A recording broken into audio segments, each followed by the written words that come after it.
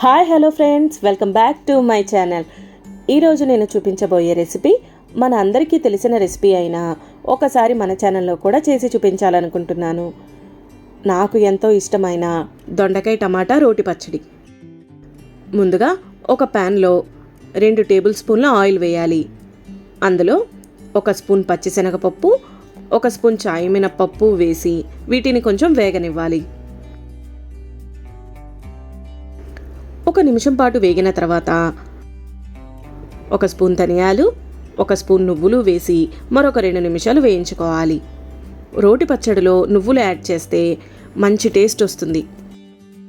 ఇవి వేగిన తర్వాత వీటిని చల్లారపెట్టాలి. ఇప్పుడు ఇదే ప్యాన్లో 4 టేబుల్ స్పూన్ల ఆయిల్ వేసి 7 లేదా 8 తరిగిన పచ్చిమిరపకాయలు వేసి వేయించుకోవాలి. నేను తీసుకున్న పచ్చిమిరపకాయలు కారంగా ఉన్నాయి, అందుకే 7-8 మిరపకాయలు తీసుకున్నాను. మీ మిరపకాయలు కారం తక్కువ ఉంటే కనుక ఇంకొంచెం ఎక్కువ తీసుకోండి. వీటిని కూడా లో ఫ్లేమ్లో వేయించుకోవాలి. 1 నిమిషం వేగిన తర్వాత వీటిని కూడా చల్లారి పెట్టుకోవాలి. ఆ తర్వాత సన్నగా కట్ చేసిన దొండకాయ ముక్కలు 1 కప్పు వేసి వేయించుకోవాలి. వీటిలో పండిన దొండకాయలు కూడా వేశాను. పచ్చడికి పండిన దొండకాయలు బాగుంటాయి. నా ఛానల్లో దొండకాయతో ఒరుగులు ఎలా చేయాలో చూపించాను. కింద డిస్క్రిప్షన్లో లింక్ ఇస్తాను, ఒకసారి ట్రై చేయండి. ప్యాన్ పైన మూత పెట్టి ఒక 5 నిమిషాల పాటు దొండకాయలను మగ్గనివ్వాలి. మధ్య మధ్యలో దొండకాయ ముక్కలను కలుపుతూ ఉండాలి. 5 నిమిషాల తర్వాత ఇందులో తరిగిన 2 మీడియం సైజు టమాటోలను వేసి వీటిని కూడా మగ్గనివ్వాలి. టమాటోలు వేసి ఒకసారి కలుపుకోవాలి. ఇందులో 1/2 స్పూన్ పసుపు వేసి మరొకసారి కలుపుకొని దీనిపైన మూత పెట్టి మరొక 4 నుంచి 5 నిమిషాల పాటు మగ్గనివ్వాలి. 2 నిమిషాల తర్వాత మూత తీసి ముక్కలను ఒకసారి కలుపుకోవాలి.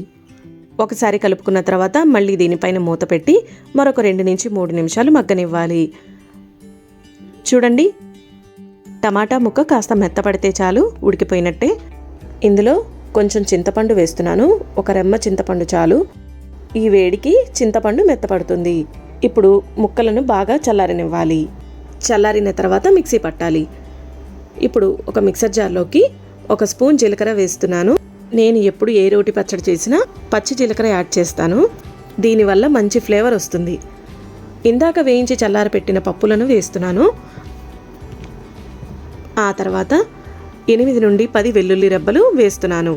ఇవి పొట్టు తీసిన వెల్లుల్లి రెబ్బలు. ఆ తర్వాత 1 స్పూన్ సైంధవ లవణం వేస్తున్నాను. ఇందాక ముక్కల్లో వేసిన చింతపండుని ఇప్పుడు వీటితో కలిపి మిక్సీ చేయాలి. కచ్చా పచ్చిగా కానీ మెత్తగా కానీ గ్రైండ్ చేయాలి. కచ్చా పచ్చిగా గ్రైండ్ చేస్తే వేగిన పప్పులు నోటికి తగులుతుంటాయి. చూడండి, నేను ఇలా కచ్చా పచ్చిగా గ్రైండ్ చేశాను. ఒకవేళ మీ మిరపకాయలు కారంగా ఉంటే ఈ పేస్ట్ని కొద్దిగా తీసి పక్కన పెట్టుకోండి. పచ్చడిలో కారం సరిపోకపోతే మళ్ళీ కావాలంటే యాడ్ చేసుకోవచ్చు. ఇప్పుడు వేయించిన దొండకాయ టమాటా ముక్కలను వేయాలి. ఆ తర్వాత దీనికి సరిపడా ఉప్పు వేసి పచ్చడిని గ్రైండ్ చేయాలి. రోటిలో చేసినట్టుగా ఉండాలి అంటే ముక్కలు మొత్తం పేస్ట్గా అవ్వకుండా మిక్సీ చేయాలి. చూడండి, ఈ విధంగా మిక్సీ చేసుకోవాలి. ఇప్పుడు తాలింపు కోసం అదే ప్యాన్లో 3 స్పూన్ల ఆయిల్ వేసి అందులో 1 స్పూన్ చాయ్ మినప్పప్పు, 1/2 స్పూన్ జీలకర్ర, 1/2 స్పూన్ ఆవాలు వేసి చిటపటలాడేంత వరకు వేయించుకోవాలి. కొంచెం వేగిన తర్వాత 2 ఎండుమిర్చి వేసి వేయించాలి. అది కూడా వేగిన తర్వాత ఇంగువ ఇంకా కరివేపాకు వేసి వేయించుకోవాలి.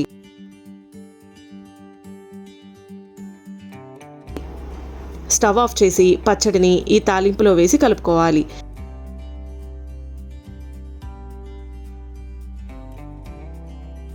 ఈ కొంచెం వేడి తగిలితే పచ్చడి పాడవకుండా ఉంటుంది. ప్యాన్కి ఉన్న ఆయిల్ కూడా పీల్చుకుంటుంది.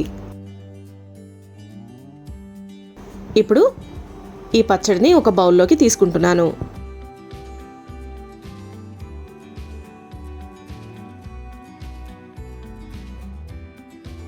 ఇందులో సన్నగా తరిగిన కొత్తిమీర కొద్దిగా, అలానే సన్నగా తరిగిన ఉల్లిపాయ ముక్కలను వేస్తున్నాను. వీటిని బాగా కలుపుకోవాలి. పచ్చడి 1 రోజు కన్నా ఎక్కువ నిల్వ ఉండాలంటే ఉల్లిపాయ ముక్కలను యాడ్ చేయకుండా ఉంటే బాగుంటుంది. ఫ్రిడ్జ్లో పెట్టుకుంటే మరుసటి రోజు కూడా బాగుంటుంది. అప్పటికప్పుడు తినేటప్పుడు మాత్రం ఇలా ఉల్లిపాయ ముక్కలను యాడ్ చేసుకుంటే బాగుంటుంది. అంతే, రెడీ. క్యాటరింగ్ వాళ్ళు చేసినంత రుచిగా ఉంటుంది ఈ పచ్చడి. చాలా బాగుంటుంది. మరి ఒక్కసారి మీరు కూడా ట్రై చేయండి, ఫిదా అయిపోతారు. ఈ పచ్చడిని వేడి వేడి అన్నంలో కొంచెం నెయ్యి వేసి అలా అలా కలుపుకుని తింటుంటే అబ్బబ్బా సూపర్ ఉంటుంది అనుకోండి. మరి ఈ వీడియో అందరికీ నచ్చితే షేర్ చేయండి, నా ఛానల్ను సబ్స్క్రైబ్ చేయండి.